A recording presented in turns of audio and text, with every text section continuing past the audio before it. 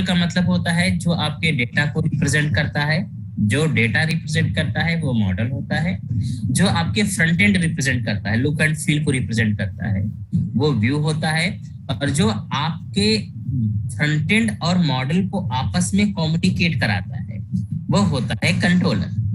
ठीक है, तो आपका जो फ्रंट एंड है और आपका जो मॉडल है उन्हें कम्युनिकेट, उन्हें कनेक्ट कराने के लिए, उन्हें कंट्रोल करने के लिए जिस लेयर का है उसे आप बोलते हैं कंट्रोलर। ठीक है, तो बहुत सिंपल सी चीज है मॉडल, व्यू और कंट्रोलर। ठीक है, इससे हम क्या करते हैं, अपने एप्लीकेशन को जब भी डेवलप करते हैं तो एप्लीकेशन को अलग अलग पार्ट्स में क्या करते हैं, डिवाइड कर देते हैं। मतलब अपने कोड स्ट्रक्चर के हिसाब से उसमें डिफरेंट डिफरेंट पार्ट्स तैयार करते हैं, जो कि जनरली 3 पार्ट्स में बना होता है। अच्छा, एग्जैक्टली अगर मैं आपसे बोलूं कि मुझे एप्लीकेशन बनाना है तो कैसे एप्लीकेशन बनाना है, ठीक है, और कैसे उसको आगे प्रोसीड करना है।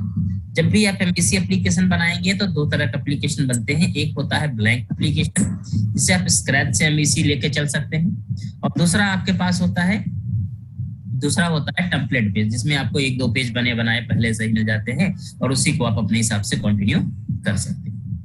ठीक है, बहुत सिंपल से स्ट्रक्चर्स हैं हम अपनी एप्लीकेशन बनाने के, उन्हें समझते हैं कैसे बनाते हैं, कैसे काम करते हैं। ठीक है, और अगर एमवीसी में एक और चीज अगर समझना हो आपको कि एमवीसी का स्ट्रक्चर क्या होता है, तो सिंपली मैं आपको एमवीसी थोड़ा सा आप समझने का प्रयास करना, मैं एमवीसी का आपको इमेजेस को समझाने का प्रयास करूंगा।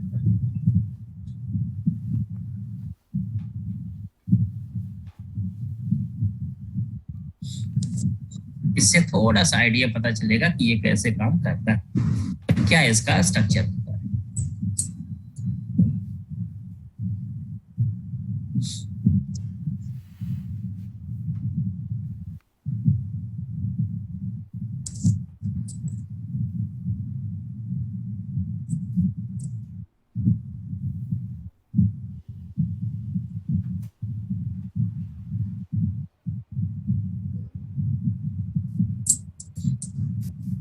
देखो, अगर सिंपली एमवीसी को आप गूगल से अंडरस्टैंड करेंगे तो देखो ये एमवीसी का स्ट्रक्चर होता है। ठीक है, अब देखो यहाँ पर क्या कह रहा है, यहाँ पे देखो, जैसे एक सिंपल सा कोई एग्जांपल उठाते हैं। देखो, जैसे मान लो यहाँ पर कोई यूजर है, ठीक है, तो यूजर रिक्वेस्ट करता है किसको, यूजर रिक्वेस्ट करेगा किसको, कंट्रोलर को। ठीक है, यूजर रिक्वेस्ट करता है कंट्रोलर को, ठीक है, और कंट्रोलर किसे रिक्वेस्ट करता है, मॉडल को। मॉडल क्या करता है, उसे रिस्पांस देगा, और वो रिस्पांस जो होगा वो डेटा सेंड करेगा व्यू पे, और यूजर को क्या मिल जाएगा, रिस्पांस मिल जाएगा। यानी कि यूजर को रिस्पांस कहाँ मिलता है, व्यू के थ्रू मिलता है। ठीक है, ये एक सिंपल सा स्ट्रक्चर है जो एमवीसी के लिए एप्लीकेबल है, कि एमवीसी किस तरीके से काम करता है। ठीक है, तो कहीं भी देखोगे, कोई भी स्ट्रक्चर देखोगे तो आपको ऐसे ही मिलेगा। ठीक है, किसी भी स्ट्रक्चर में अगर मैं बात करूं, कोई भी दूसरा इमेज उठा लेते हैं, उससे भी समझ लेते हैं, तो कोई भी स्ट्रक्चर अगर हम समझना चाहेंगे सब में हमें ऐसे मिलेगा। देखो, इसमें भी क्या है, यूजर ने रिक्वेस्ट किया कंट्रोलर को, कंट्रोलर मैनिपुलेट किया मॉडल को, मॉडल ने अपडेट किया डेटा कहाँ पर, व्यू पे, और यूजर को क्या हो गया, वो दिख गया। ठीक है, तो ये आपका क्या है, एक तरह से मान चलो कि आपका साइकिल है, एक स्ट्रक्चर है जिसमें आपका एमवीसी क्या करता है, काम करता है, जिस चीज पे एमवीसी काम करता है। तो बेसिकली सेम बहुत सारे एग्जांपल ऐसे मिलेंगे, model controller, model view controller. ठीक है, व्यू कंट्रोलर, मॉडल, अपडेट और व्यू, इस तरह से आपका ये एक एमवीसी को सिंपल बोलो कि ये एमवीसी का एक स्ट्रक्चर है, आर्किटेक्चर है, जिसके अकॉर्डिंग वो काम करता है। ठीक है, तो किसी को दिक्कत है एमवीसी क्या है, अगर किसी को प्रॉब्लम होगी तो पूछना। अच्छा, अगर आप हम एमवीसी में प्रोजेक्ट बनाने की बात करें तो प्रोजेक्ट बनाएंगे, और इसमें चूंकि देखो एमवीसी में जब भी आप काम करते हैं तो एमवीसी का जो पेज होता है इसका अपना एक लाइफ साइकिल होता है। ठीक है, जब भी आपका कोई पेज चलता है तो उसका एक अपना लाइफ साइकिल होता है। देखो, कोई भी चीज बनती है ना, उसका पूरा साइकिल तो होता ही होता है। सिंपल सी बात करो, आपके हाथ में मोबाइल फोन है, मोबाइल फोन बनने में भी तो उसका आपके हाथ तक आने का लाइफ साइकिल चला हुआ है, एक साइकिल बना हुआ जब आपके पास आया हुआ है, उसका मतलब एक साइकिल चला हुआ है ना, कहीं ना कहीं उसके कंपोनेंट पहले बने हैं, फिर मोबाइल बना है, फिर सेल्स हुआ है, फिर ये हुआ, डिलीवरी हुआ, तमाम चीजें हुई तब जाकर आपके हाथ में आया। तो मतलब हर चीज में एक साइकिल होता है। तो सिमिलरली यहाँ पर भी जब कोई पेज रन करता है, जब कोई एप्लीकेशन रन करता है, तो उसका अपना एक लाइफ साइकिल चलता है। ठीक है। तो अगर मैं आपको लाइफ साइकिल के बारे में कुछ बताऊं, तो सिंपल बोलूं, dot net core MVC application life cycle, इस तरह से इस लाइफ साइकिल वर्क करता है। इसका थोड़ा सा एग्जांपल आपको समझना है। तो देखो, बहुत सिंपल सी यहाँ पे लाइफ साइकिल है। अब ये सिंपल लाइफ साइकिल समझने का प्रयास करेंगे। ठीक है। ये साइकिल है एमबीसी में आपका, क्योंकि देखो हम यहाँ पर डॉट नेट की एमबीसी नहीं पढ़ रहे हैं, हम यहाँ डॉट नेट कोर एमबीसी सीधा पढ़ चुके। डॉट नेट कोर की बात करेंगे, डॉट नेट की एमबीसी की बात नहीं करेंगे। दोनों में काफी सिमिलरिटीज हैं, कोई डिफरेंट चेंजेस बहुत नहीं है, लेकिन फिर भी हम एडवांस पढ़ेंगे डॉट नेट कोर की एमबीसी जो भी लेटेस्ट है। तो देखो, सबसे पहले जब भी आप कभी भी कोई पेज एक्सेस करते हैं, तो आप सबसे पहले रिक्वेस्ट करते हैं, पेज की रिक्वेस्ट करते हैं। सबसे पहले जब आप रिक्वेस्ट करते हैं, तो आपकी रिक्वेस्ट जाती है कहाँ पर? मिडलवेयर में। आपकी एप्लीकेशन के अंदर एक सेक्शन होता है मिडलवेयर, जहां पर सबसे पहले आपकी रिक्वेस्ट, मिडलवेयर फिर क्या करता है? डिसाइड करता है राउट। मिडलवेयर डिसाइड करता है राउट कि किस रास्ते से आपको जाना है, किस रास्ते से आपकी लाइफ साइकिल होगी, कैसे जाएगा। ठीक है। अब फिर राउट डिसाइड करेगा, तो राउट के रिलेटेड सबसे पहले वो उस कंट्रोलर को इनिशियलाइज करेगा जहां पर आपने रिक्वेस्ट की होगी। ठीक है। कंट्रोलर डिसाइड हुआ, फिर कंट्रोलर के अंदर कोई फंक्शन या मेथड होगा, वो एक्शन मेथड कहा जाएगा, तो वो मेथड डिसाइड होगा कि कंट्रोलर कॉल होगा, कंट्रोलर के बाद उसका एक्शन मेथड कॉल होगा, एक्शन मेथड उसका रिजल्ट एग्जीक्यूट करके देगा। फिर वो result as a data result या एज अ व्यू रिजल्ट, यानी कि व्यू पे आपको व्यू क्या हो जाएगा? रेंडर हो जाएगा और आपके पास वो एज अ रिस्पॉन्स मिल जाएगा। ठीक है। तो ये आपका एक साइकिल है जो चला रहा है ये, कि आपका जब चलेगा, ठीक है, कभी भी आप कोई रिक्वेस्ट करेंगे तो इसी साइकिल में आपकी रिक्वेस्ट क्या होती है? प्रोसेस होती है, एग्जीक्यूट होती है। ठीक है। तो अभी हम एप्लीकेशन बनाते हैं, चेक करते हैं कि मिडलवेयर क्या है, कैसे चल रहा है, कैसे प्रोसेस कर रहा है।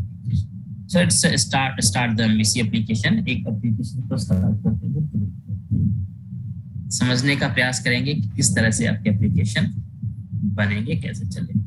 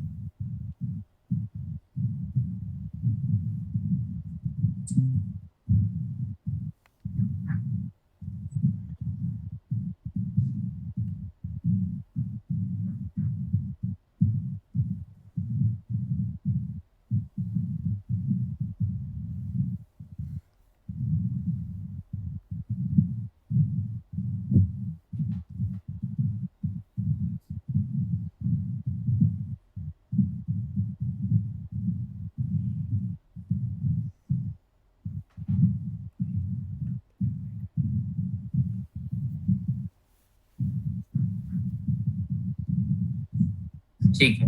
तो अपना ये स्टूडियो स्टार्ट हो रहा है। एक प्रोजेक्ट क्रिएट करते हैं, क्रिएट न्यू प्रोजेक्ट। सबसे पहले मैं आपको एकदम ब्लैंक प्रोजेक्ट क्रिएट करके दिखाऊंगा, जिसमें कुछ भी नहीं रहेगा।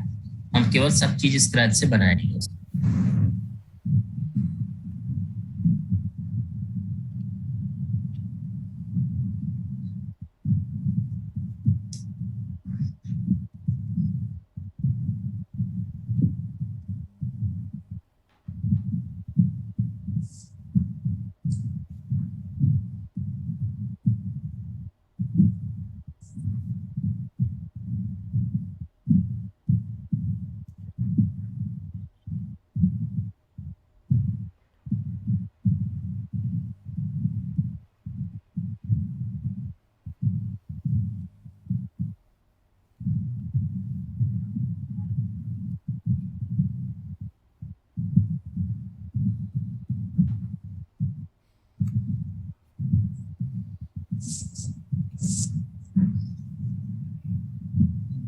मिस्टेक्स।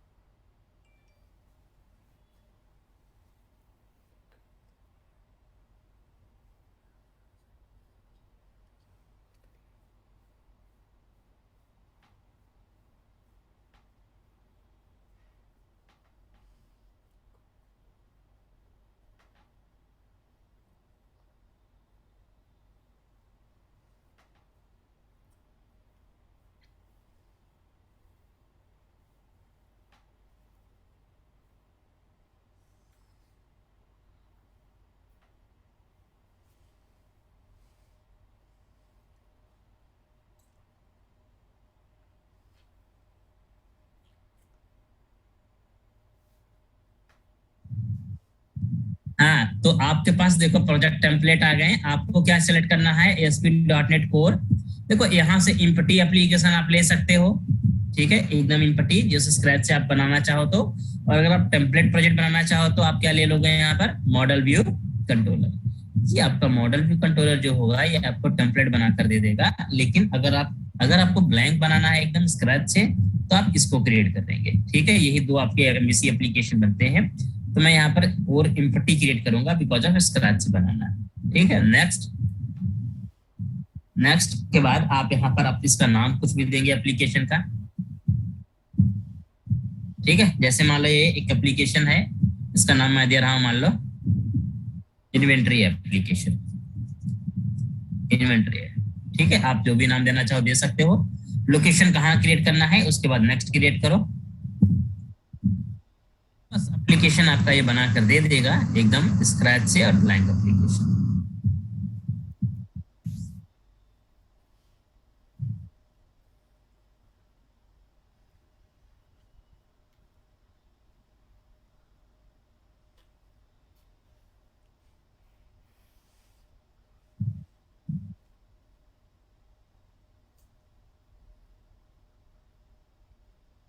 वर्जन सेलेक्ट कर लेना है यहाँ पर डॉट नेट कोर का कौन सा वर्जन, मैं 3.1 सेलेक्ट कर रहा हूँ और वापस इसको नेक्स्ट कर दे रहा हूँ। मतलब इसमें कुछ करना नहीं है, ऐसे करके आप नेक्स्ट कर लो बस।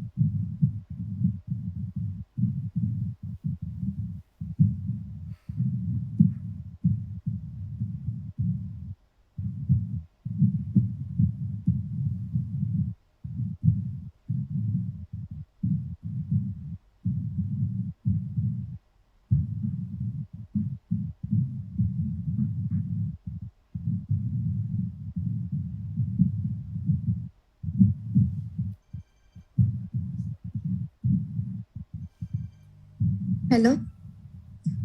हाँ। हाँ सर, इसमें वेव फॉर्म नहीं होता है क्या एमवीसी में? नहीं वेब नहीं, नहीं डॉट नेट कोर में वेब फॉर्म नहीं है। डॉट नेट अच्छा। कोर में आपको जो मिलता है वो केवल और केवल एमवीसी है, वेब एपीआई है और सिंपल एचटीएमएल एप्लीकेशन होती है। वेब फॉर्म डॉट नेट की था, डॉट नेट के बाद उसे हटा दिया गया है। अच्छा। ओके।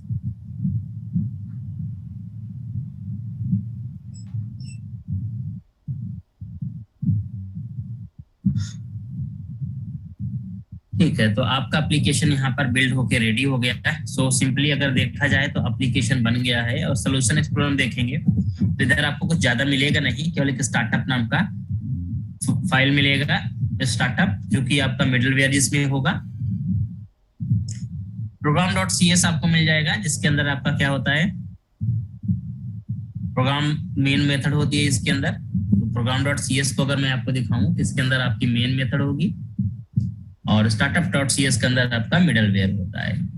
ऐप सेटिंग आपका ग्लोबल कॉन्फ़िगरेशन फाइल यहाँ पर होता है, जैसे डेटाबेस कनेक्शन, सिक्योरिटी पॉइंट्स या कुछ भी कॉन्फ़िगर करना होगा तो आप ऐप सेटिंग डॉट जेसन के अंदर कॉन्फ़िगर कर सकते हैं।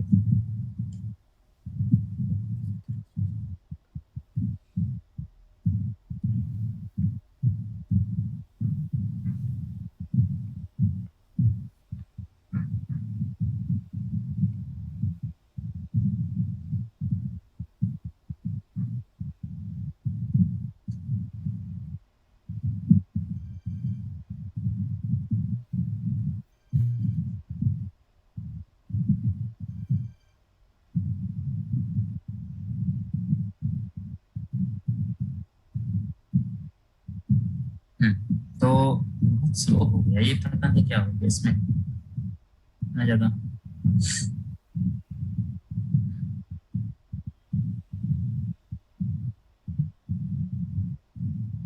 अपडेट करना मतलब इसमें। ठीक है, तो देखो इसके अंदर अगर आप program dot C S open किया आपने तो आप देखिए इसके अंदर आपको क्या मिल रहा है, मेन मेथड मिल रहा है। इधर आपको एक मेन मेथड मिल जाएगा।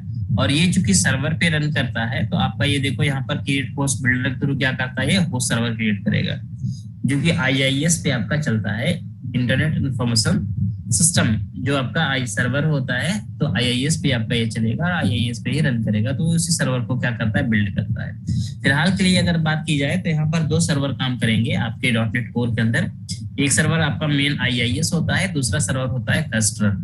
कस्टल नाम का एक सर्वर होता है, वो भी इसके अंदर काम करता है। तो दो सर्वर पे एप्लीकेशन हम इसकी चला सकते हैं, आइदर आईआईएस आइदर कस्टल। अगर क्रॉस प्लेटफॉर्म चलाना चाहो तो कस्टल पे चलाओगे, विंडो पे चलाना चाहो तो आईआईएस यूज करोगे आप। अगर आप स्टार्टर डॉट सी एस के अंदर चल के देखेंगे तो इसके अंदर आपको वो मिडल वेयर मिलेंगी, सर्विसेज हैं कुछ जो मिडल वेयर के तौर पे काम करती हैं। जैसे इसके अंदर दो फंक्शन मिलते हैं आपको, ठीक है। और देखो यहाँ पर दिखेगा भी, कह रहा है this method gets called by run time, use this method to add service to container, यानी सर्विसेज को कंटेनर के अंदर ऐड करने के लिए इस मेथड का इस्तेमाल करता है। और सेकंड मेथड आपके पास कॉन्फिग सर्विसेज का। और अगर आप कॉन्फिग का बात करेंगे तो get this method gets called by run time, ये भी रन टाइम कॉल होता है। Use this method to get configure the HTTP request pipeline, मतलब जो भी रिक्वेस्ट पाइपलाइन होती है, जैसे मैंने आपको लाइफ साइकिल बताया, उसमें जो रिक्वेस्ट पाइपलाइन होती है ये उनको कॉन्फ़िगर करने का काम करता है। यानी कि इसके अंदर हम क्या कर सकते हैं, अपनी रिक्वेस्ट पाइपलाइन को कॉन्फ़िगर कर सकते हैं, मिडल वेयर को कॉन्फ़िगर कर सकते हैं स्टार्टर डॉट सी एस के अंदर। ठीक है। सो अभी के लिए इतना ही। अगर मैं आप इस प्रोजेक्ट को रन कराता हूँ तो रन कराने पे पहले आप देखिए इसमें क्या आउटपुट मिलता है, क्या चीजें मिलती हैं, फिर इसको हम एमवीसी एप्लीकेशन में कैसे कन्वर्ट करेंगे। ठीक है, तो सबसे पहले आप इसी पे बात करें। ये एक ब्लैंक एप्लीकेशन है, ध्यान रखना ये एमवीसी एप्लीकेशन नहीं होता है। इस ब्लैंक एप्लीकेशन में एमवीसी एप्लीकेशन में कन्वर्ट करना पड़ेगा हमें, भी हम इसको कन्वर्ट करके सीखेंगे।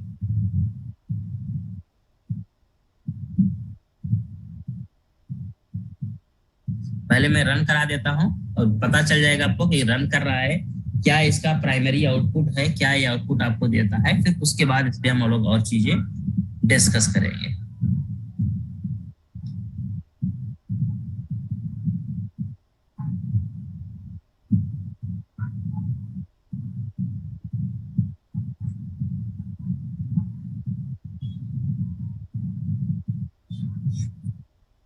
सो वेब सर्वर देखो स्लो सिस्टम है, वेब सर्वर स्टार्ट नहीं कर पा रहा है।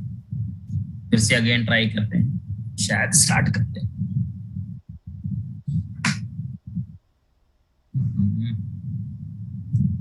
एक बार बिल्ड करते हैं प्रोजेक्ट को पहले।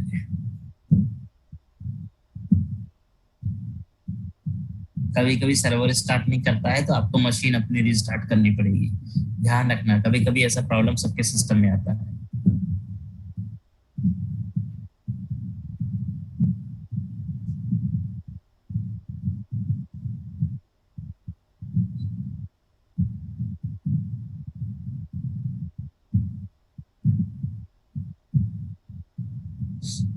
तो ये प्रोजेक्ट रन करेगा और रन करके जो फर्स्ट आउटपुट देगा ये, तो फर्स्ट आउटपुट चेक कर लेंगे हम और उसके बाद फिर देखेंगे कि आगे क्या करना है इसमें। ठीक है, सबसे पहले ये रन कर रहा है आपका सर्वर पे, लोकल होस्ट और आपका पोर्ट नंबर जो भी असाइंड होता है उस पे चल रहा है।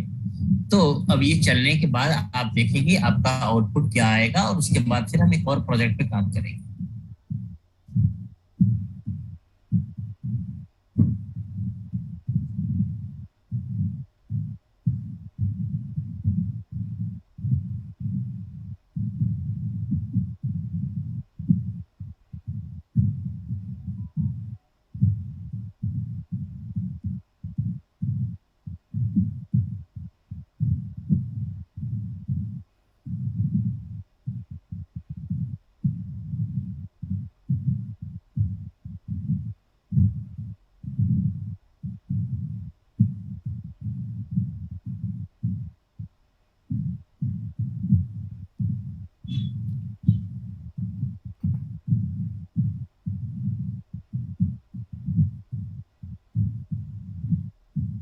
लोड होने में टाइम ले रहा है, फिर भी अगर आप देखेंगे तो रन कर गया प्रोजेक्ट आपका।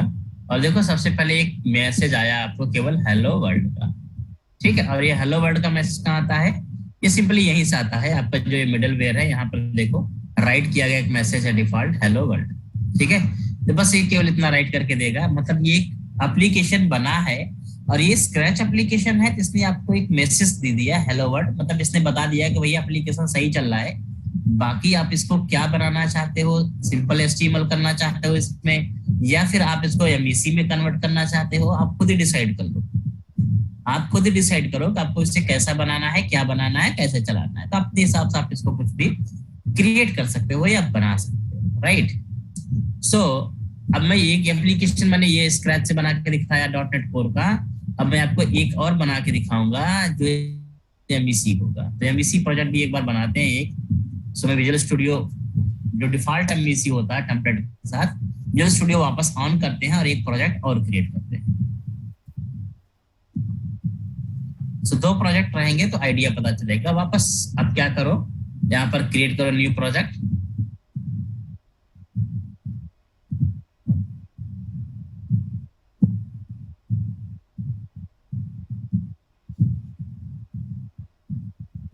ठीक है, और इस बार आप सेलेक्ट कर लेंगे क्या, एमबीसी। और यहाँ पर मान लो ये दे दिया मैंने, इसका नाम मैंने दे दिया SMS ऐप। ठीक है, तो उसका इन्वेंटरी था, इसका SMS दे दिया नाम। सेम चीज रखेंगे, कुछ चेंजेस नहीं है, कंटिन्यू कर दो बस। तो इसमें और उसमें फर्क आप देखना क्या आपको फर्क मिलता है। एमबीसी है ये, तो एमबीसी के अंदर इसका एमबीसी प्रॉपर कॉन्फ़िगरेशन मिलेगा, प्रॉपर बना हुआ मिलेगा इसके अंदर।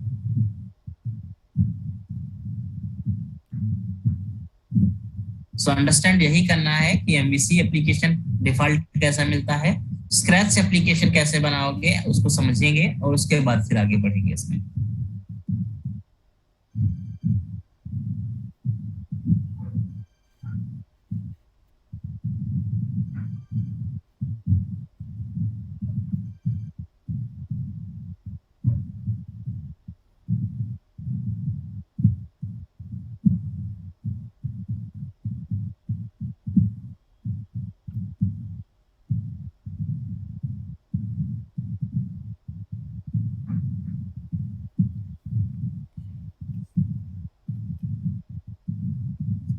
सो ये प्रोजेक्ट क्रिएट कर रहा है, वी कैन सी इट कि ये आपका प्रोजेक्ट बना रहा है। सो वंस ये क्रिएट हो जाता है तो फिर हम लोग चेक करते हैं कि क्या क्रिएट कर रहा है, कैसे क्या क्रिएट करता है। सो ये एक्चुअल में पूरा टेम्पलेट क्रिएट करता है। तो मे बी ये प्रोसेस जो होता है ना क्रिएटिंग प्रोजेक्ट का, ये थोड़ा सा टाइम टेकन होता है, मे बी ये टाइम लेता है थोड़ा सा। तो थोड़ी टाइम लेगा आपको, और उसके लिए आपको वेट करना पड़ेगा, क्योंकि टेम्पलेट पूरा क्रिएट करके देता है। तो सिस्टम की स्पीड पे भी डिपेंड करता है, कभी जल्दी बन सकता है, कभी थोड़ा सा डिले भी होता है। सो वेट, जब तक ये क्रिएट नहीं हो जाता और जब तक इसको हम रन करा के नहीं देखते। अच्छा, हमारे पास एक इन्वेंट्री वाला एप्लीकेशन ऑलरेडी जो था, ये तो है ही, अच्छा रन नहीं कर रहा है ये, ठीक है। और वापस दूसरा हमारा क्रिएट हो रहा है, fine, very good, very good. ये क्रिएट हो रहा है और ये हमारे पास ऑलरेडी है, राइट। तो बेटर है ये।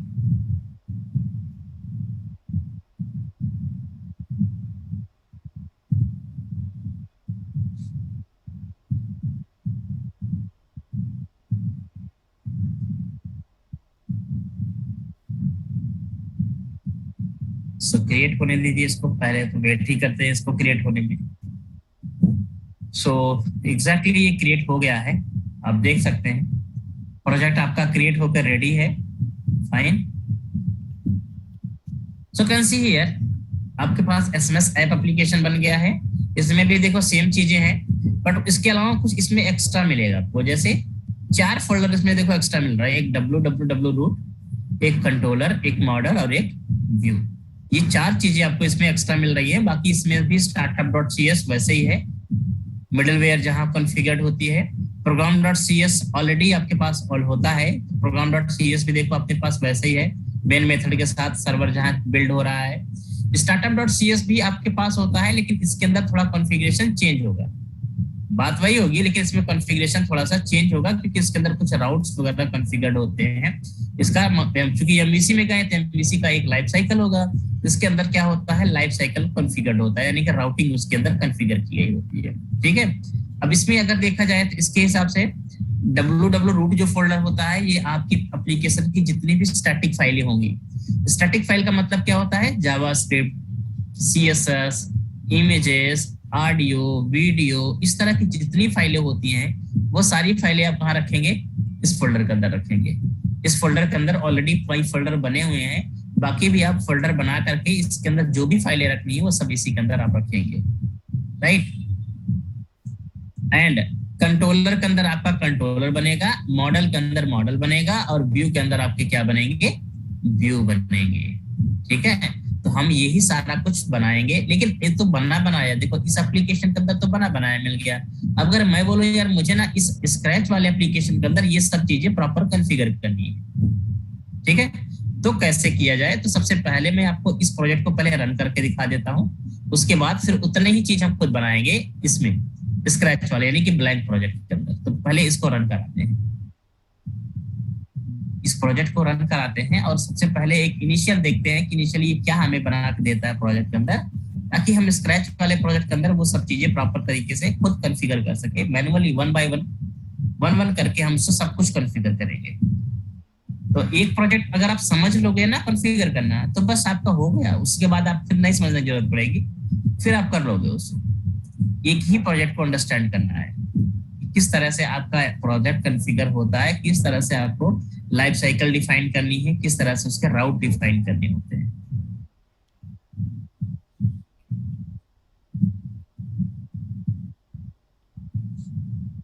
अब ये फिर से बिल्ड कर रहा है, फर्स्ट बिल्ड है तो फर्स्ट बिल्ड में डीएलएल बनती है, सारी की सारी डीएलएल आपकी बनने में टाइम लगता है। वंस डीएलएल बन जाएंगी तो ये सर्वर को बिल्ड करेगा और रन करा के दे देगा। It will take few seconds, कुछ सेकंड लेगा, कुछ टाइम लेगा, उसके बाद बना के देगा। सर्वर आपका स्टार्ट हो चुका है, आईआईएस आपका स्टार्ट है। अब ये प्रोजेक्ट को सर्वर पे ले जा रहा है, लोड कर रहा होगा।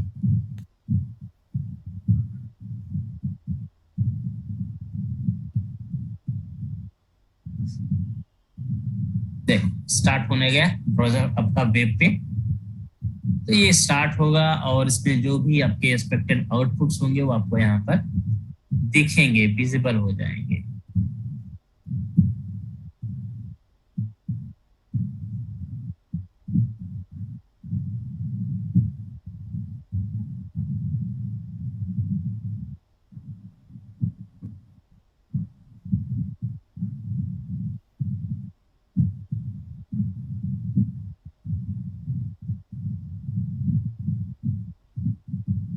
सो वंस रन कर जाइए, देख ले इसको, हम फिर आगे बढ़ते हैं। वापस मीटिंग कनेक्ट करना होगा आपको। एक बार डिस्कनेक्ट होती है तो वापस कनेक्ट करिए, फिर उसके बाद आगे कंटिन्यू करके समझेंगे सर। सर्वर रन करने में थोड़ा टाइम लगा देता है।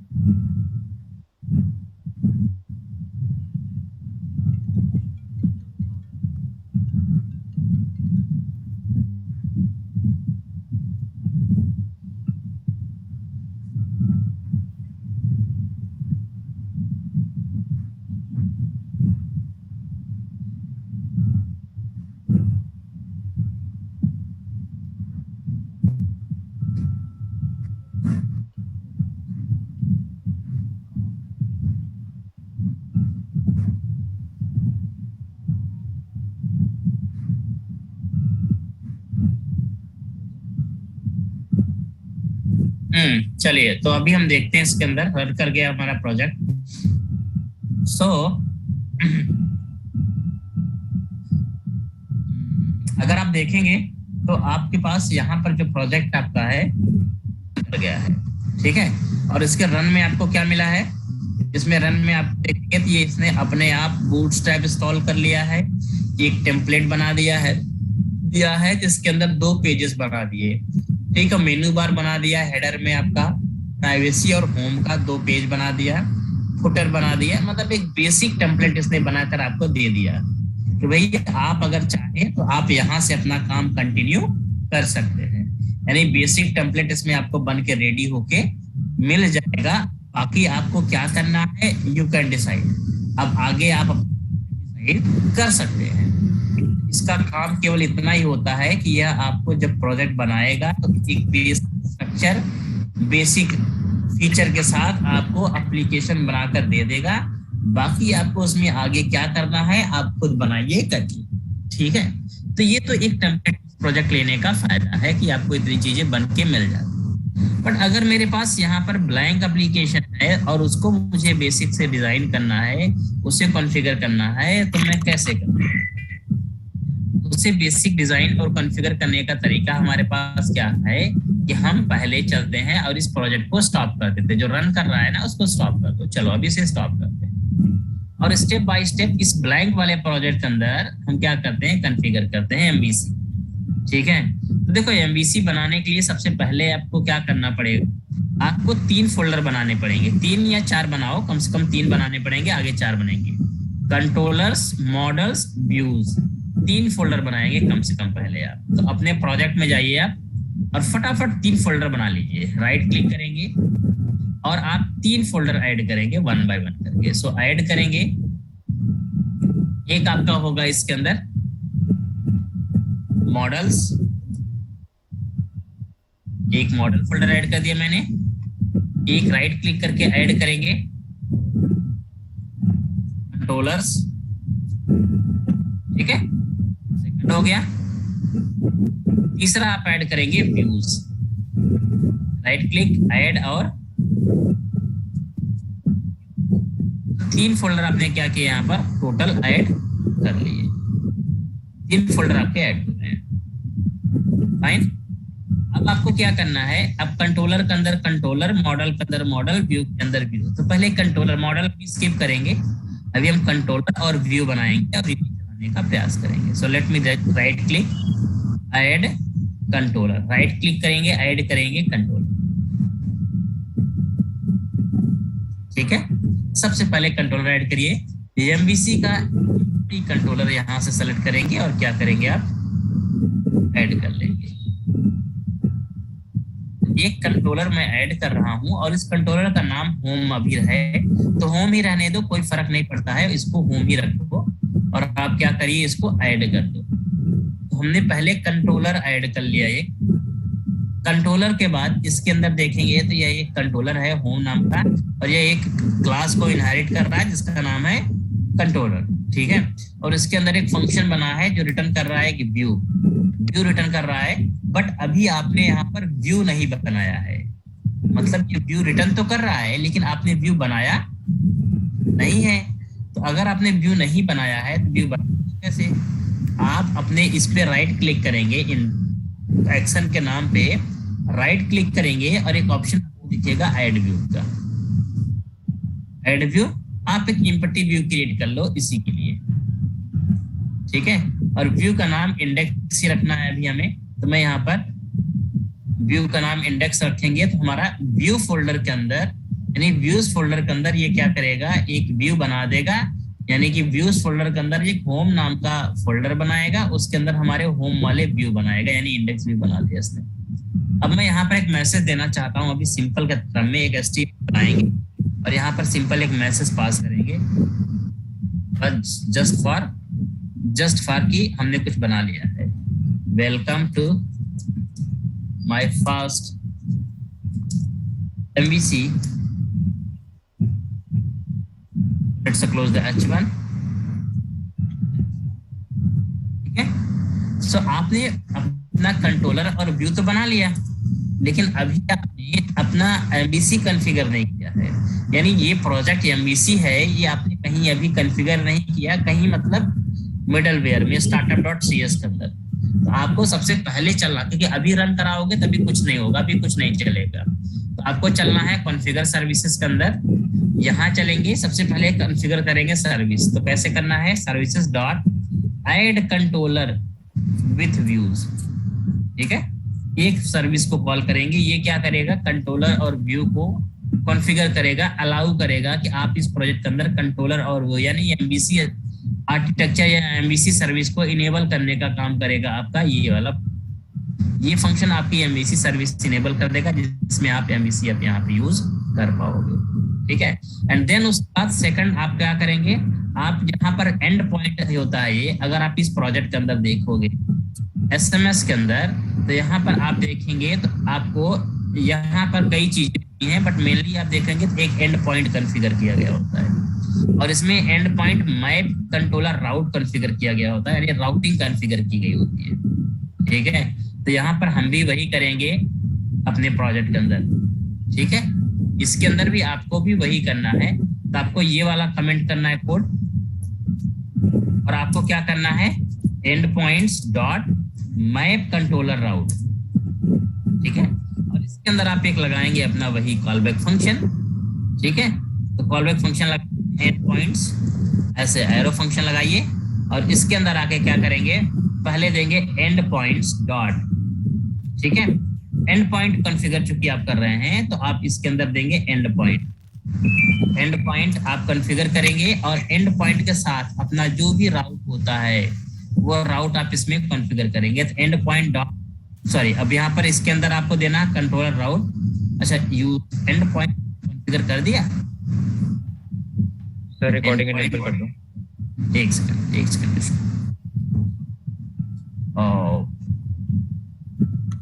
ठीक। तो हमने यहाँ पर अंदर, अब यहाँ पर देखो ऑलरेडी हमने एंड पॉइंट ऊपर दिया हुआ है, हम एंड पॉइंट क्यों कॉन्फ़िगर कर रहे हैं, सिंपली यहाँ पर क्या करेंगे, कंट्रोलर राउट के अंदर अपना देंगे हम लोग, एक तो देंगे ठीक है भाई डिफॉल्ट नाम क्या, मतलब बेसिकली इसका क्या होगा, डिफॉल्ट या नेम दे देंगे आप इसका, कि नेम रखेंगे शुरू में, इसका नेम रखेंगे हम लोग क्या, डिफॉल्ट, ठीक है। एक डिफॉल्ट राउट बन रहा है, और उसके बाद डिफॉल्ट देंगे, और उसके बाद क्या सेट करते हैं, पैटर्न, ठीक है। पैटर्न इंपॉर्टेंट, पैटर्न मतलब होता है कि आपका जो एप्लीकेशन होगा वो कैसे चलेगा, मतलब पहले आपका कंट्रोलर होगा, फिर एक्शन होगा, फिर क्या होगा, ये पूरा आपको बताना पड़ेगा, और कौन सा होगा वो भी बताना पड़ेगा। So let me pass the things, मैं यहाँ पर सिंपली इसको ऐसे कर देता हूँ, थोड़ा सा स्ट्रक्चर्ड हो जाएगा ये।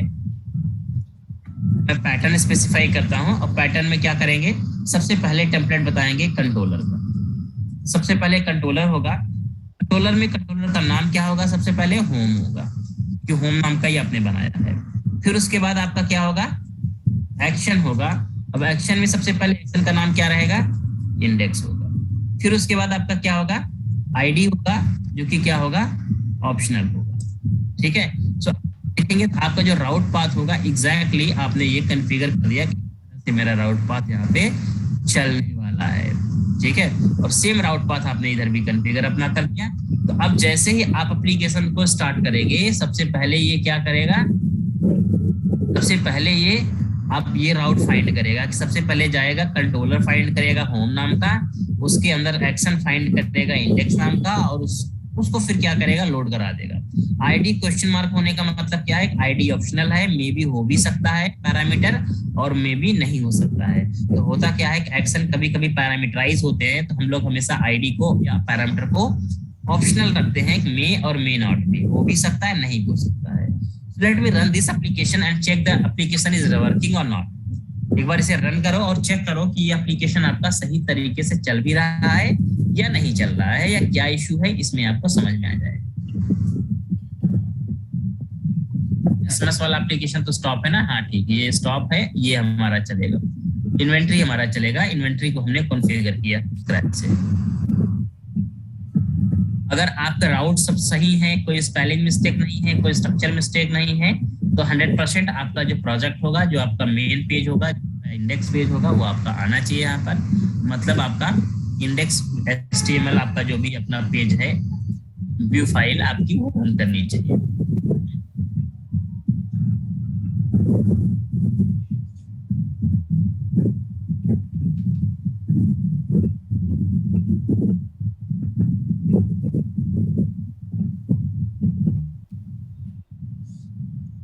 सो वंस ये रन कर रहा है तो देखते हैं फाइनली आउटपुट क्या देता है। देखो परफेक्ट है, आपका प्रोजेक्ट कॉन्फ़िगर हो गया और welcome to my first MVC application, यानी कि आपका राउट के अकॉर्डिंग एप्लीकेशन चल गया और आपका कंट्रोलर लोड हुआ।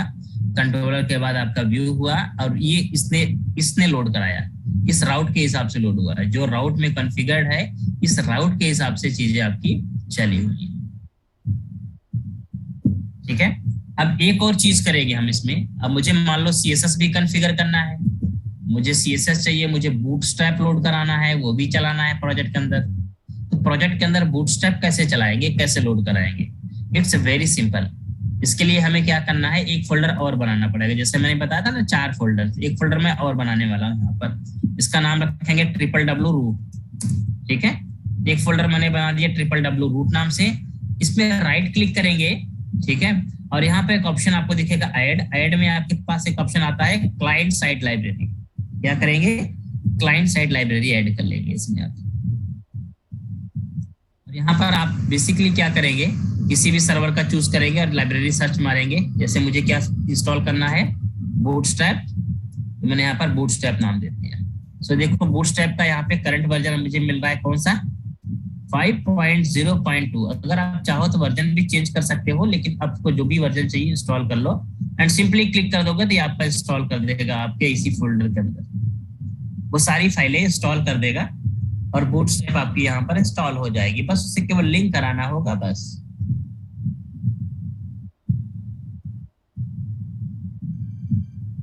तो मैं बूटस्ट्रैप वगैरह आपको कॉन्फ़िगर करना बता देता हूँ, कैसे कॉन्फ़िगर करते हैं, पेज कैसे चलता है, कैसे 2-3 पेज बना के उसे कॉन्फ़िगर करेंगे। तभी मैं आपको पेजेस एटलीस्ट कॉन्फ़िगर करना बता देता हूँ, ताकि आपका बेसिक जो स्ट्रक्चर है वो वर्किंग में आ जाए। ठीक है, तो बूटस्ट्रैप इसके अंदर अगर हम देखेंगे तो ऑलरेडी फोल्डर बनाया है इसने बूटस्ट्रैप नाम का, उसके अंदर सारी फाइलें CSS JS जो भी था सब कुछ लोड करा के दे दिया। ठीक है, सो अगर मुझे बूटस्ट्रैप यूज करनी है अपने व्यू के अंदर, एक तो सिंपल सा टेक्निक है कि मैं क्या करूं, बहुत सिंपल है कि मैं यहाँ पर चलूंगा और उसे क्या करूंगा, लिंक करा लूंगा। एक तो ऐसे लिंक करा लो अपना आप यहाँ पे, और क्या करो यहाँ पर href दे दो।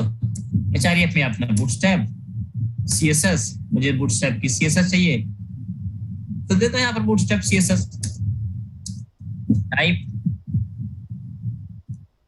जो भी है स्टाइल शीट वगैरह जो आपके पास देना होता है वो दे दो, और रिलेशन आपका जो होता है वो भी आपका स्टाइल शीट होता था, आप दे दो यहाँ पर। तो एग्जैक्टली क्या है कि आप अपना यहाँ पर बेसिक चीज को कॉन्फ़िगर कर दे रहे हैं और आपका CSS यहाँ पर लोड होना स्टार्ट हो जाएगा। सो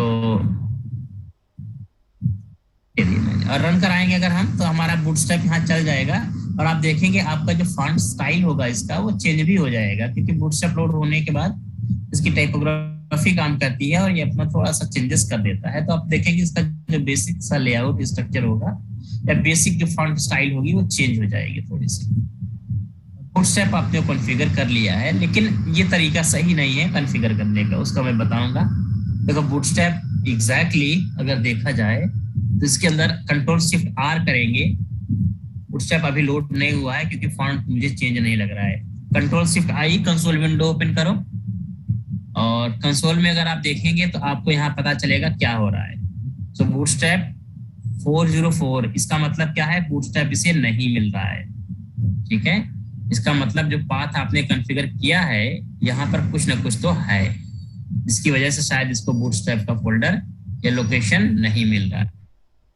कोई नहीं, हो सकता है किसी वजह से हो,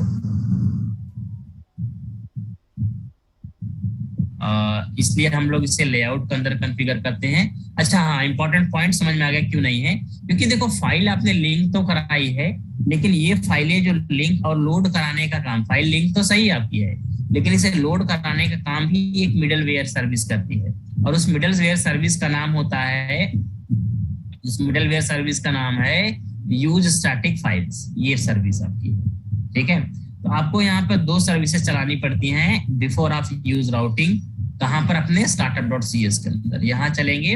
और अगर CSS JS कुछ भी यूज करना चाहे आपको, तो आपको सबसे पहले 2 फाइलें कॉल करनी है। एक कॉल करेंगे एक service use HTTP redirection first of all, दूसरा app.useStaticFiles, दैट्स 2 सर्विस। ये कॉल करने के बाद आप देखेंगे आपका बूटस्ट्रैप अपने आप क्या हो जाएगा, लोड हो जाएगा और सही तरीके से आपकी फाइल भी चलने लगेगी। ध्यान रखना, अगर ये सर्विस मिस कर दी आपने तो आप सब कुछ सही करोगे तब भी आपका कोई भी स्टैटिक फाइल जैसे इमेज, जैसे CSS या जावास्क्रिप्ट कोई भी नहीं चलेगा। देखो अभी चल गया अपने आप ही, क्योंकि सर्विस ही उसको लोड करा के देता है। और अगर वो सर्विस या मिडलवेयर नहीं है तो मिडलवेयर की सर्विस कौन करेगा? जब सर्विस नहीं होगी तो जाहिर सी बात है वो काम नहीं करेगा। ठीक है, तो ये इंपॉर्टेंट है। इस तरीके से आप अपना क्या कर सकते हैं, अपना बूटस्ट्रैप लोड करा सकते हैं, कॉन्फ़िगर कर सकते हैं। चलो मैं क्या चाहता हूँ, मैं चाहता हूँ कि मेरे पास एक पेज का नेविगेशन बार बन जाए। अब तो ये बेसिक चीजें हो गई। अब मैं चाहता हूँ कि यहाँ पर एक नेविगेशन बार हो, और उस नेविगेशन बार में मैं 3-4 पेजेस बनाना चाहता हूँ कम से कम, और उन पेजेस को क्लिक लिंक कराना चाहता हूँ। इस पे क्लिक करो तो मेरा पेज हो जाए। जैसे इंडेक्स मेरा मान लो होम पेज हो गया, ठीक है। इसके अलावा मैं चाहता हूँ एक पेज रहेगा अबाउट का। इसके अलावा मैं चाहता हूँ एक पेज रहेगा मेरे पास मे बी कॉन्टेक्ट का। इसके अलावा मैं चाहता हूँ तीनों का एक, मैं चाहता हूँ यहाँ पर रहेगा ब्लॉग का, ब्लॉग्स का, और 4 हो गया। और इसके अलावा मैं एक और चाहता हूँ कि यहाँ पर रहेगा कैरियर का। ठीक है, तो मैंने कुछ 4-5 पेजेस का यहाँ पर यानी कि 4-5 एक्शन बना दिए, क्योंकि मुझे 4-5 क्या बनाने हैं, व्यू बनाने हैं। ठीक है, तो मैं अबाउट का व्यू बनाऊंगा, एक कॉन्ट्रैक्ट का, एक ब्लॉग्स का और एक कैरियर का।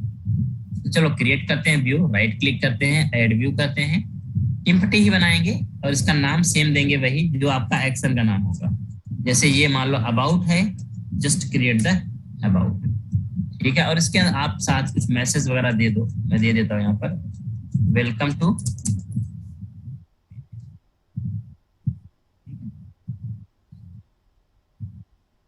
सिमिलरली आप क्या करिए, कॉन्टेक्ट का बनाइए।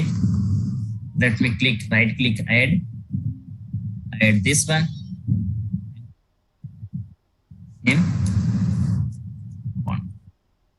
इसमें भी आप कुछ मैसेज ऐसे दे दो अभी के लिए, वेलकम अस, कॉन्टेक्ट अस। ठीक है, सिमिलरली ब्लॉग के लिए भी बना देंगे। So let me create blogs का भी एक व्यू बनाओ, ब्लॉग्स। ठीक है, और इसके अंदर भी कुछ मैसेज दे देंगे,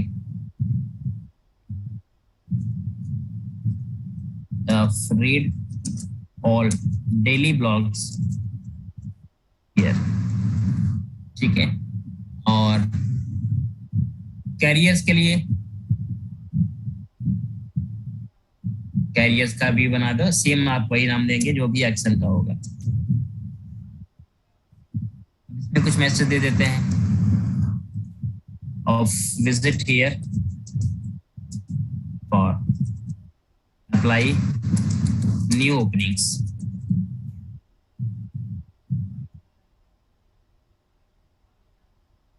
ठीक है, तो मैंने इतने बना दिए। अब मैं चाहता हूं कि ये सभी पेजेस, अगर वैसे पेजेस में चलाऊंगा, ये पेजेस तो सारे चलने वाले हैं, कोई इश्यू नहीं है। बाय डिफॉल्ट आपका होम पेज लोड होता है, लेकिन अगर मुझे कोई दूसरा पेज चाहिए,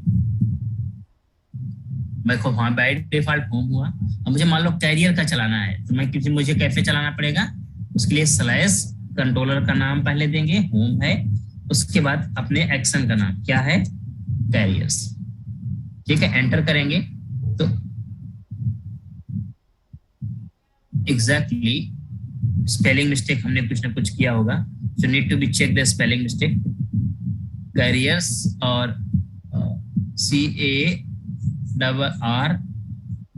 CARRERS। ठीक है, तो देखते हैं के अंदर है ना, थोड़ा सा बेबी मिस्टेक कर सकता है। एक बार इसको देखते हैं व्यू कहाँ बना हुआ है, क्योंकि इसका व्यू इसको मिले नहीं रहा है इसके हिसाब से।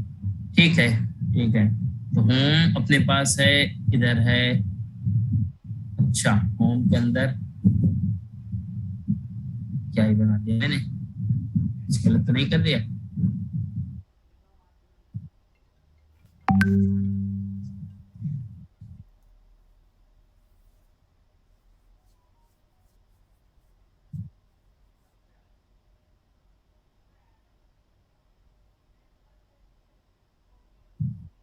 देखते हैं दूसरे पेज चलाकर कि डायरेक्शन हो रहा है नहीं हो रहा है।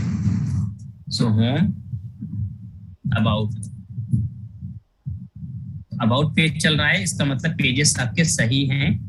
हाँ, किसी पेज का नाम आपने गलत कर दिया होगा, मिस्टेक कर दिया होगा, तो मे बी वो नहीं चलेगा। ब्लॉग्स, ब्लॉग्स भी चल रहा है, व्हाटएवर द ब्लॉग्स, लेकिन इन पे बूटस्ट्रैप नहीं कॉल हो रहा होगा अगर आप देखेंगे तो। कैरियर्स, कैरियर्स भी आपका चल रहा है, मतलब सारे पेजेस आपके सही से चल रहे हैं। अब मैं चाहता क्या हूँ कि मेरा एक हेडर हो यहाँ पे, उस हेडर के अंदर बूटस्ट्रैप कॉल्ड हो, नेविगेशन बार बना हो, उस नेविगेशन पे मैं क्लिक, तो ये सारी चीजें मेरी क्या होनी चाहिए, लोड होनी चाहिए। ठीक है, मैं कुछ ऐसा चाहता हूँ। इसके लिए मैं क्या करूंगा, पहले एक लेआउट पेज बनाऊंगा, मास्टर पेज, जो कि मेरा एक कॉमन पेज बनेगा। जैसे आप इसके अंदर देखेंगे तो कॉमन पेज इसने बना रखा है, एक शेयर नाम का फोल्डर बनाता है, उसके अंदर लेआउट नाम का पेज बनाएगा, उसके अंदर क्या करेगा, सारी बेसिक चीजों को कॉन्फ़िगर कर देगा। जो भी लेआउट वाउट होगा वो सब उसके अंदर कॉन्फ़िगर करेगा, ताकि ये चीजें उसको बार बार बनाने की जरूरत ना पड़े। ठीक है, ये यही स्ट्रक्चर हम भी फॉलो करने का प्रयास करते हैं। सबसे पहले हम लेआउट बनाने के लिए क्या करेंगे, व्यूज के अंदर जाएंगे, राइट क्लिक करके ऐड कर देंगे एक फोल्डर, इस नाम से, शेयर नाम से, और इसके अंदर राइट क्लिक करके एक ऐड करेंगे व्यू। फोल्डर पे राइट क्लिक करके ऐड करना है व्यू, व्यू एम्पटी ऐड करिए, और इसका नाम क्या दीजिए, नाम देना है इसका आपको अंडरस्कोर क्या, लेआउट। लेआउट पेज बन गया। अब इसके अंदर आप पहले इसको सब हटा दो। क्या करिए, इसके अंदर HTML कंप्लीट लिखिए, ऐसे बेसिक HTML हो गया। बूटस्ट्रैप लिंक कराना है, बूटस्ट्रैप के जो लिंक्स हो गए यहाँ पर, वो यहाँ आप दे दो। ठीक है, तो मुझे क्या देना है यहाँ पर, पहले तो मुझे लिंक कराना है बूटस्ट्रैप को। अब यहाँ पर href में जाएगा क्या हमारा पाथ, बूटस्ट्रैप के अंदर वही CSS के अंदर क्या है, bootstrap.css, टाइप भी दे देना है इसका टेक्स्ट। बूटस्ट्रैप हो गया। नीचे JS इसकी कॉन्फ़िग कॉल्ड होती है, JS चाहिए तो आपको यहाँ पर स्क्रिप्ट लगाना पड़ेगा बॉडी के नीचे। ठीक है, SRC, और SRC में आप क्या देंगे, बूटस्ट्रैप के अंदर, JS के अंदर जो भी आपके पास bootstrap.js है वो दे दो। टाइप दे दो इसका टेक्स्ट जावास्क्रिप्ट। ठीक है, ये दे दिया। अब मुझे नेविगेशन बार यहाँ वापस चाहिए, कि यहाँ बॉडी में नेविगेशन बार चाहिए, तो सिंपली आप क्या करिए, आप जाइए गूगल पे, ठीक है, और सिंपल यहाँ सर्च मार लीजिए बूटस्ट्रैप 5 नया बार। क्योंकि आप HTML कोडिंग या तो करिए, या तो आपके पास कोडिंग पहले से साइट पे मिलता है, इनके कोड मिल जाते हैं HTML के, आप इन्हें यहाँ से उठा सकते हो। तो मैं एक नेविगेशन बार यहाँ से पिक करता हूँ, और आप देख सकते हैं ये नेविगेशन बार बूटस्ट्रैप 5 का ही है। ठीक है, क्योंकि वर्जन के हिसाब से उठाएंगे हम, 5 का नेविगेशन बार है। मैं इस कोड को कॉपी कर लेता हूँ, पूरा बना हुआ नेविगेशन बार। सिंपली मैं लाके क्या करूंगा, अपना यहाँ पर पेस्ट मार दूंगा, मेरा नेविगेशन बार रेडी हो चुका है। और इसके नीचे मुझे चाहिए अपना कंटेंट। ठीक है, तो मैं क्या करूंगा, एक डिव बनाऊंगा, क्लास बनाऊंगा, इस क्लास का नाम सिंपल दे दीजिए आप, कंटेनर दे दो। ठीक है, या कंटेनर फूड दे दो, और उसके अंदर आप क्या करेंगे, एक हेल्पर यूज करेंगे, रेंडर बॉडी। ठीक है, ये बन गया मेरा लेआउट, और ये बन गया लेआउट के ऊपर हमारा रहेगा यहाँ पर नेविगेशन बार, और उसके नीचे क्या रहेगा, यहाँ पर मेरा बॉडी कंटेंट एरिया होगा, जिसके अंदर बॉडी आएगा, और इसके नीचे मैं फुटर डिफाइन कर सकता हूँ। इधर मेरा फुटर रहेगा। अगर मुझे फुटर बनाना है तो फुटर मैं यहाँ नीचे डिफाइन करूंगा, तो मैं कैसे बनाना वो हम आगे देखेंगे। ठीक है, अब मैं चाहता हूँ बाकी जो रेस्ट ऑफ पेजेस हैं, वो सारे रेस्ट ऑफ पेजेस मेरे इसी में लोड होने चाहिए। तो सिंपल सबके अंदर जाना है, यहाँ अब यहाँ से हटा दीजिए, सबके अंदर जाना है, और यहाँ पर एक चीज लिखनी होगी। क्या लिखना होगा आपको यहाँ पर, लेआउट। मतलब जितने भी आप यहाँ पर देंगे @ के साथ, तो सिंपल ऐसे लिख देंगे हम लोग। इसको पहले हटा देते हैं, सब पूरा हटा देता हूँ मैं, ये सब हटाओ। एट लेआउट इक्वल टू क्या देना है आपको, अंडरस्कोर लेआउट, सिंपल लिखना, ठीक है, अंडरस्कोर लेआउट। ये क्या हो गया, आपका जो लेआउट फाइल होगी उसे क्या करेगा, लोड करा लेगा, यानी कि इसमें आपका जो लेआउट फाइल होगा वही आपके यहाँ पर आकर लोड हो जाएगा। layout.cshtml में भी so can pass the cshtml and run this project।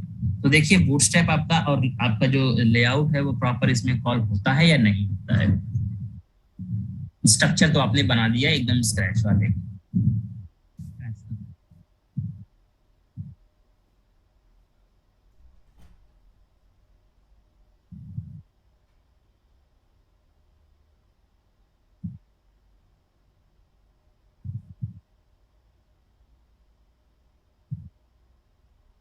could not be loaded because of कि location was searches home view home layout। अच्छा, ये कह रहा है कि मैंने होम के अंदर लेआउट सर्च किया तो नहीं मिला उसे, कोई बात नहीं है।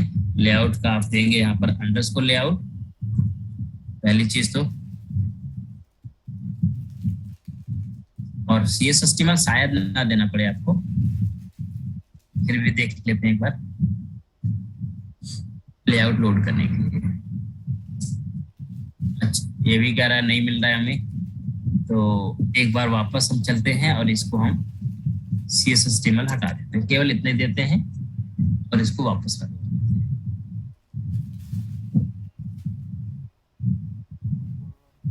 ये पूरा पाथ आप दे सकते हो, पूरा पाथ आपका वही है, शेयर्ड के अंदर आपका लेआउट जाएगा तो आप पाथ दे सकते हो फर्क, बट यहाँ पर देखो इतने से आपका हो गया, तो आपका यहाँ पर आपका लेआउट कॉल हो गया। लेआउट के अंदर जो देखो नेविगेशन बार था वो प्रॉपर आपका चल रहा है, यहाँ पर प्रॉपर नेविगेशन बार आपका बन के आ गया है ना, और इधर सर्च बार बना है, उसके नीचे आपका कंटेंट पेज। और मैं चाहता हूँ यही सेम चीज सभी पेजेस के अंदर रहे, तो मैं सभी पेजेस के अंदर क्या करूंगा, लेआउट ऐसे कॉल करूंगा। जितने पेजेस बनेंगे, अबाउट के अंदर भी आप लेआउट ऐसे कॉल करा दीजिए, ठीक है, कॉन्टेक्ट के अंदर भी ऐसे कॉल करा दीजिए, ब्लॉक्स के अंदर भी ऐसे कॉल करा दीजिए, कैरियर के अंदर भी ऐसे ही कॉल करा दीजिए, सब में ऐसे कॉल करा दिया, पहले सेव करा दिया सब, ठीक। तो फाइनली अगर देखा जाए तो यहाँ पर ये तो बन गया, लेकिन अब मैं चाहता हूँ कि लिंक्स भी हो ना लेआउट पे, होम के, अबाउट के, कॉन्टेक्ट के लिंक्स भी होने चाहिए, तो लिंक्स पे क्लिक करके हम वहां तक पहुंच पाएंगे। तो लिंक्स भी बनाएंगे हम लोग, लिंक्स बनाकर चेक करेंगे कैसे लिंक बना। तो यहाँ पर लिंक बनाना है होम की जगह पे, बाकी लिंक्स भी यहाँ पर देंगे। तो सिंपल होगा लिंक बनाना आपके लिए। आप लेआउट पे जाइए, यहाँ पर आप जहां लिंक बनाना है, जैसे होम का पेज लिंक देना है ना मुझे, तो मैं यहाँ पर सिंपली दो चीज दूंगा, href हटाइए आप यहाँ पे, ठीक है। यहाँ पर एक चीज देंगे ASP। एक इंपॉर्टेंट पॉइंट है यहाँ पर हेल्पर यूज करना होता है, जिसकी मदद से हम लोग क्या करते हैं, लिंक प्रिपेयर करते हैं, लिंक बनता है।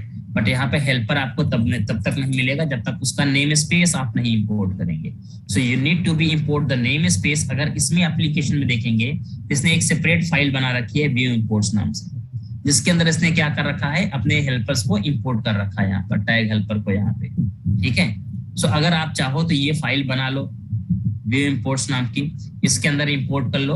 और अगर आप नहीं चाहते ऐसा, तो आप ये लाइन टैग हेल्पर की सीधा सीधा क्या करिए, अपने लेआउट के अंदर, जो आपका लेआउट होता है ना, लेआउट के अंदर एकदम ऊपर ही जा करके इसे इंपोर्ट कर सकते। अगर आपको अलग से नहीं करना है तो, अदरवाइज आप अगर कर लेते हैं अलग फाइल के अंदर तो कोई दिक्कत नहीं होता है, ठीक है। तो जैसे मैंने यहाँ पर किया और आप यहाँ पे देखेंगे, तो मैं यहाँ पर यूज करूंगा तो मुझे एक मिलेगा ASP।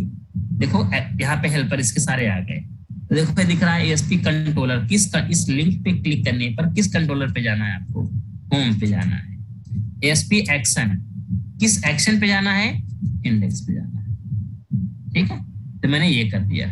सेकंड, मुझे मान लो यहाँ पर बनाना है, मान लो मुझे यहाँ पर ब्लॉग का चाहिए मुझे, ब्लॉग, तो मैं यहाँ पर फिर से वही चीज बताऊंगा इसको कि भैया ASP कंट्रोलर कौन सा रहेगा, होम ही रहेगा। ASP एक्शन कौन सा रहेगा, ब्लॉग्स रहेगा। ब्लॉग्स हमारे पास है, ये ब्लॉग्स रहेगा, ठीक है। सिमिलरली मैं और भी लिंक बनाना चाहूंगा तो मैं इसको कॉपी कर लूंगा, इस LI को पेस्ट कर लूंगा। एक ब्लॉग के लिए बनाया आपने, एक कॉन्टेक्ट के लिए बनाया, एक आपने अबाउट के लिए बनाया, जो भी आपके पास है ऑप्शन में। ब्लॉग के लिए बनाया मैंने एक, और एक मैंने बना दिया यहाँ पर contact. Let me pass the contact us.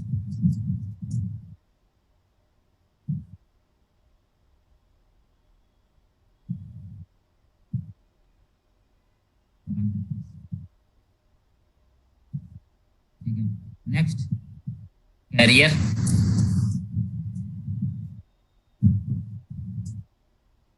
Career और एक लास्ट होगा अपने पास अबाउट नाम का, एक और बना देते हैं अबाउट, फाइनली अबाउट। ठीक है, सो मैंने इतने बनाए। अब इसको वापस से रन करते हैं और देखते हैं कि हमारे प्रॉपर लिंक वर्क कर रहे हैं या नहीं कर रहे हैं। हमारे प्रॉपर लिंक्स काम करने चाहिए।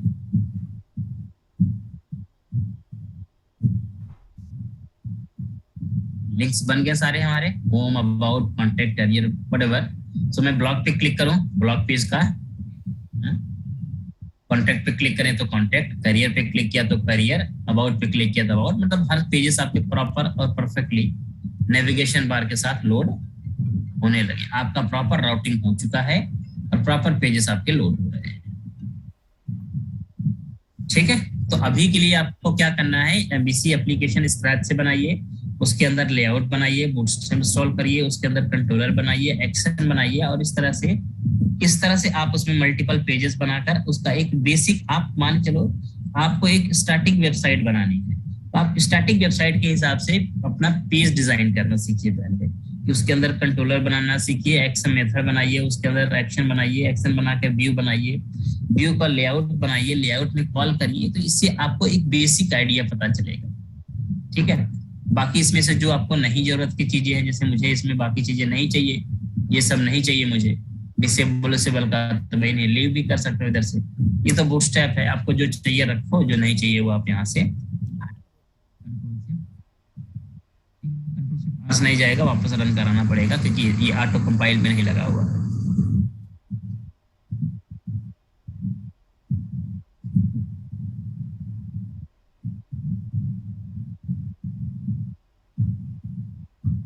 ठीक है, वो हट गया। अब आपका प्रॉपर पेज चल रहा है। एक बेसिक सा स्ट्रक्चर मैंने आपको बता दिया कि किस तरह से हम इसी एप्लीकेशन बनाना है, स्क्रैच से कैसे बनाकर उसे आपको कैसे कॉन्फ़िगर करना है, कैसे वन बाय वन कैसे आपको एप्लीकेशन को चलाना है, यानी कैसे एक एक चीजें बनाएंगे, कैसे स्क्रैच एप्लीकेशन लोड कराएंगे। अब हम इसके अंदर अगली क्लास में सीखेंगे डेटा सप्लाई करना, मॉडल बनाना, मॉडल से डेटा सप्लाई करना, एंड देन उसके बाद एंटिटी फ्रेमवर्क का इस्तेमाल करना, यानी डेटाबेस कनेक्टिविटी के पार्ट्स पे चलेंगे। तो केवल हमने इसलिए बेसिक आपको बता दिया कि आपको एक बेसिक आइडिया हो जाए कि इसका हम प्रोजेक्ट, स्टैटिक प्रोजेक्ट कैसे कॉन्फ़िगर करेंगे। अब इसे हमें डायनेमिक बनाना है, यानी कि डेटा के साथ बनाना है। अब डेटा के लिए हमें डेटाबेस कनेक्ट करना पड़ेगा और डेटाबेस के साथ अपना काम करना सीखना पड़ेगा। ठीक है, तो फाइनली कल हम इसी प्रोजेक्ट पे काम करेंगे, लेकिन उसके बाद फिर हम लोग अपना इसमें डेटा वेटा भी इस्तेमाल करना सीखेंगे।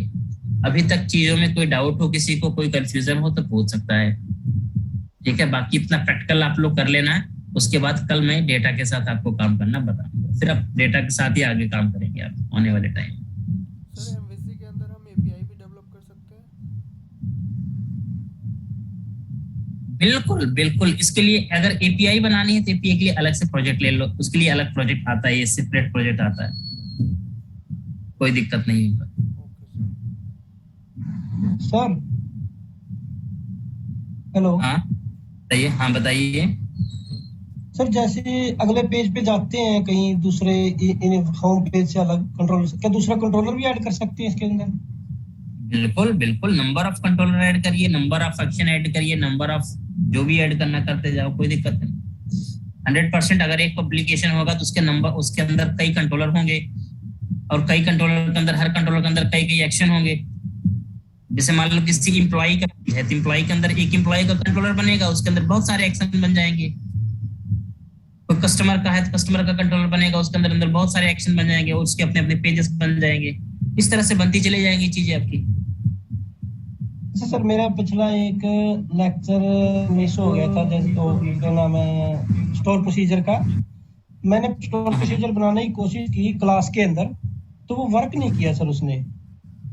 क्लास के अंदर प्रोसीजर कैसे बनाओगे? तो डेटाबेस बनाते हो आप। मैं क्लास के अंदर स्टोर प्रोसीजर लगा के, जब मैं अपना दिखाऊं सर आपको एक बार स्क्रीन शेयर करके। आप स्क्रीन शेयर करके दिखा दो मुझे, चलेगा फिर। होस्ट डिसेबल्ड पार्टिसिपेट करो सर। परमिशन दे रहा हूँ, आप करो। आप स्क्रीन पे जाऊं सर? हाँ, पहले स्क्रीन शेयर करो ना। स्क्रीन शेयर नहीं हुई आपकी। हाँ, अभी शेयर हो रही है। होगी सर? हाँ अब, हाँ बिल्कुल दिखाओ कोड, आप दिखाओ।